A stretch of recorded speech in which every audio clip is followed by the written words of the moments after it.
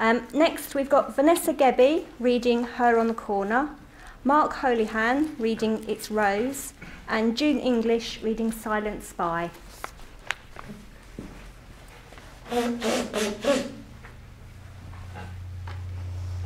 This is set in Merthyr, in Wales, in the 1960s. There's a chest she had. Breasts they were called. They swelled up from her belt, aimed as straight as a pair of 5 inches. On her head was a beehive, yellow as scrambled egg, or the canary square in my Rowney paint box. At night, me smoking sweet cigarettes in bed, I would hear her walking out with the real thing hanging from her lip. To meet men, Mrs. Pym said.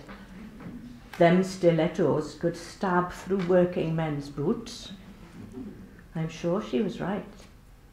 Their sound ricocheted off the houses like the guns were firing from under that blouse.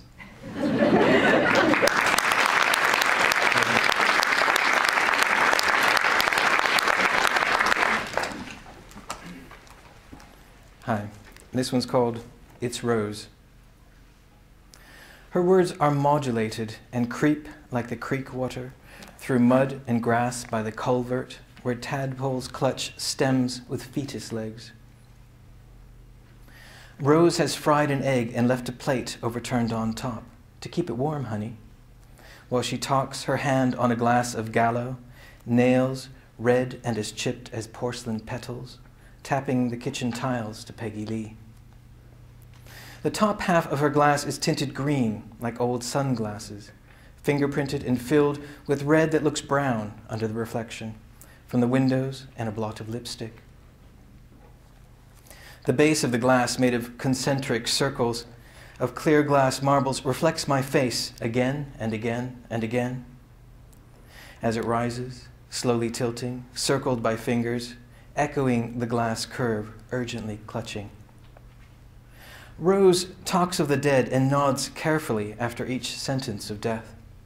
She hums and smiles, and her lips are coated in 2 perfect bows of red that cracks, while her eyes look aside as if the room were full of dancers. She gives an anecdote about each in turn, and her voice hardens as the hours dance by. In the long afternoon, tree frogs sing in the garden, but they hide in the grass and are marked like the leaves of roses with black spot. In late summer, the creek suddenly sparkles with tiny frogs, springing like July fireworks as the dog runs through. I catch them by the dozen, brown, green, and metallic gold, like treasure, some with tiny tails. If you rub their bellies, they fall asleep with legs in the air, throats pulsing. When I saw Rose last, she lay in the parking lot, in front of the drugstore on her back, arms and legs in the air, but still moving. I was 6, and the strange woman was screaming at me, "Tell me her name, little boy." Thank you.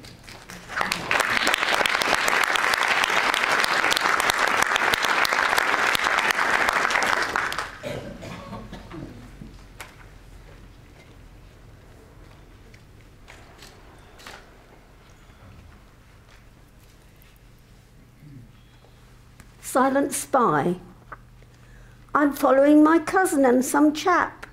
They're checking, making sure no one's in sight. My job's to figure out exactly why we're on the cliff path, heading for the sea. They're the target. I'm the silent spy. I saw it at the cinema last night. 9:20. Suspects whispering together. They've crept down the side path, looking sly. They're what Gran calls well matched, birds of a feather. This spy's perilous, but do or die. Look out, they've gone to ground, and so have I. I wonder if they're pestered by these ants. I catch their voice, but the words aren't clear. Her pet lip's shown itself, he's looking sulky, murmuring secret things that I can't hear. What's bulging in the pockets of his pants? 9:26. He's flushed and so's she. This could be it, although I'm not sure what. I'm creeping nearer now, agog to see. If that's a gun in there, I might get shot. I wonder what the heck he's up to now. It could be double fireworks tonight. Hang on, he's after something in her bra, and now he's got her in a stranglehold. Should I step in before things go too far? She's putting up a very feeble fight. 9:30. Time to tell them trouble's brewing. I've got them cornered now, I'll make them pay. I'll get the ins and outs of what they're doing, or charge them ½ a crown to go away. Thank you.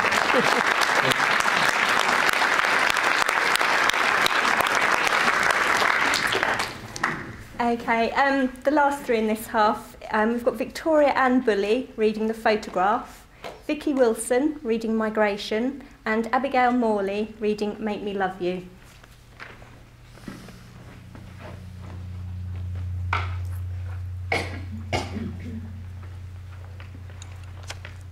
I'd like to thank Vicky Wilson for coming into the Creative Writing Society earlier this year in spring, because if she didn't do that and do an exercise with us, I would never have written this. So, thank you. The Photograph. In this one, I am a punk. My hair, sprayed red, is all divided up into individual fountains, the sources of which are captivated each by a different coloured band. Electric blue nails are painted on the fingers of each hand. Black eyeshadow and kohl drawn around my eyes. History day at school. Year 6. I am 10. A minute ago I was on time. I don't know yet that so many years later and much further down the line, I still won't know yet. Term 2 at uni, first year. I am 18.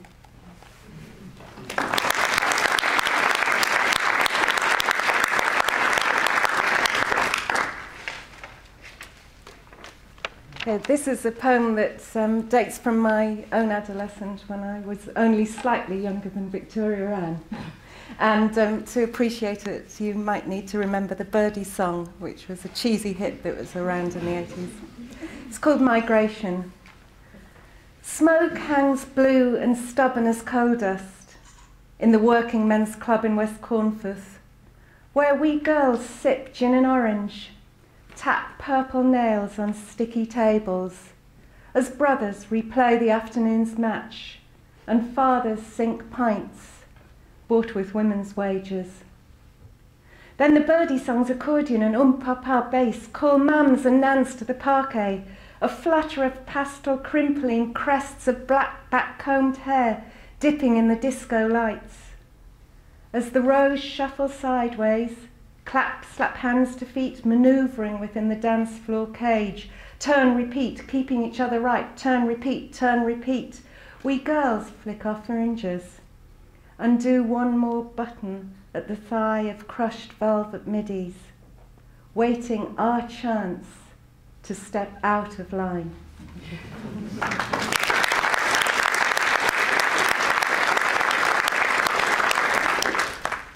This is called Make Me Love You.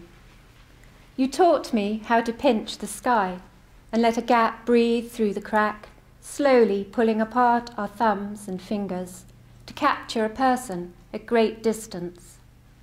We peered from the beach, saw far out to sea, chose our boats from those that bobbed just out of reach. Mine a slimline yacht with sail ready, yours a motorboat, fast, white.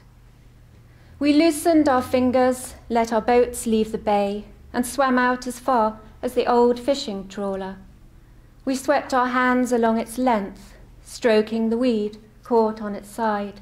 It was soft, like a child's hair.